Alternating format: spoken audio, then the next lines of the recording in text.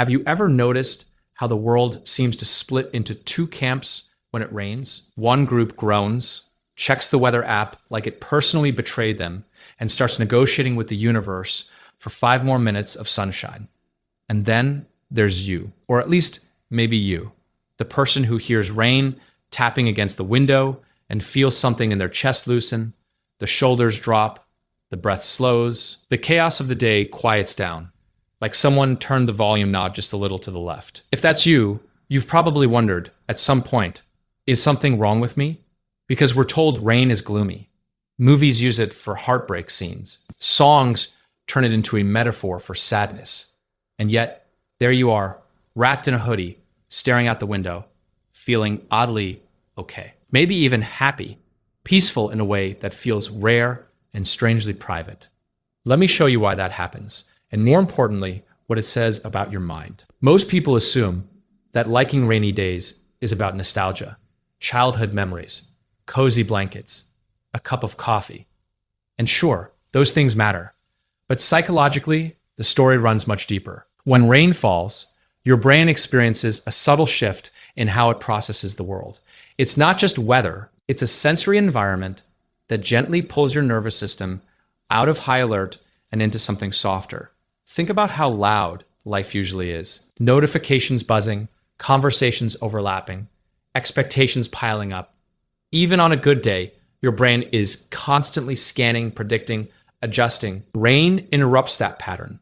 The sound of it is steady, rhythmic, and non-demanding. Unlike sudden noises that make your brain jump into problem-solving mode, rain gives your nervous system a pattern it can settle into. It's predictable. It doesn't ask anything from you. It just exists.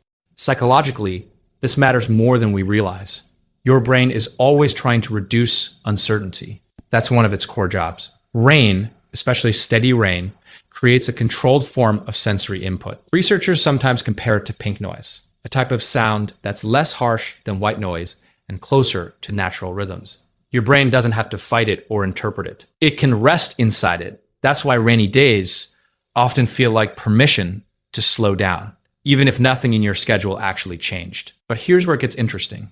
Not everyone feels peaceful during rain. Some people feel heavier, more tired, or more irritable. So if rain calms you, it suggests something about how you relate to stimulation and emotion. People who find peace in rainy weather often have a nervous system that's more sensitive to overstimulation. That word, sensitive, gets misunderstood. It doesn't mean weak, it means responsive.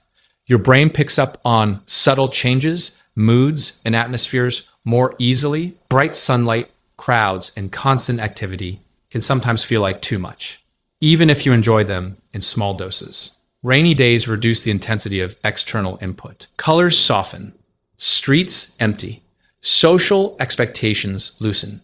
For a sensitive nervous system, that reduction feels like relief. It's the same reason some people feel better late at night when the world quiets down, or early in the morning before everyone wakes up.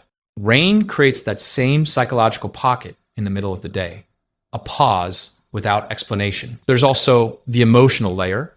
Rain has a way of matching inner states rather than demanding performance. On sunny days, there's often an unspoken pressure to be productive, cheerful, outgoing. Sunlight is associated with activity. Rain, on the other hand, gives you emotional permission. Permission to stay in, permission to not be on. If you tend to feel peaceful during rain, you might be someone who values emotional authenticity over constant positivity. You're okay sitting with quieter feelings. You don't need every moment to be exciting or optimized. Psychologically, that's a sign of emotional tolerance. You can experience stillness without immediately trying to escape it. Let's talk about the brain chemistry for a second, but I promise to keep it human. Rainy days are often darker, cooler, and slower. This can slightly lower cortisol, the stress hormone, especially in people who already run a bit hot internally. At the same time, calm environments support serotonin regulation, which influences mood stability. You're not getting a rush of happiness. You're getting something subtler, emotional equilibrium. That's why the peace feels quiet rather than euphoric. It's not excitement. It's alignment. There's also something deeply symbolic happening whether you realize it or not. Rain blurs edges, buildings fade into mist, sounds carry differently. The world feels less sharp. For people who spend a lot of time thinking, analyzing, or holding emotional complexity, that softness feels familiar. Safe, even. It mirrors an inner world that isn't all straight lines and clear answers. You might be someone who thinks in layers, who feels things deeply, but doesn't always talk about them. Rain becomes a kind of emotional camouflage. You don't have to explain yourself. You don't have to match anyone else's energy. You can exist in your own rhythm. And then there's solitude. Rain naturally creates it. Fewer people outside, fewer interruptions, fewer social expectations.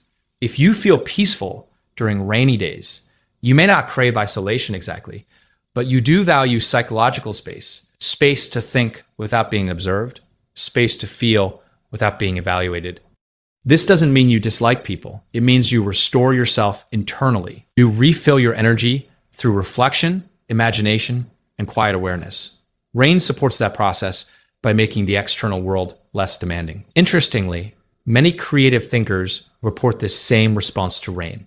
Writers, artists, musicians, and deep problem solvers often describe rainy days as mentally fertile. Not because rain magically creates ideas, but because it lowers cognitive noise.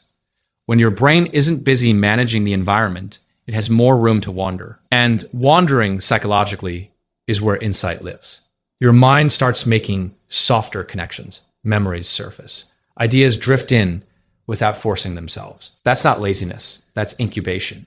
There's also a small evolutionary angle here. Rain historically meant shelter, rest, and conservation of energy. If this video resonated with you, don't forget to like, subscribe, and share.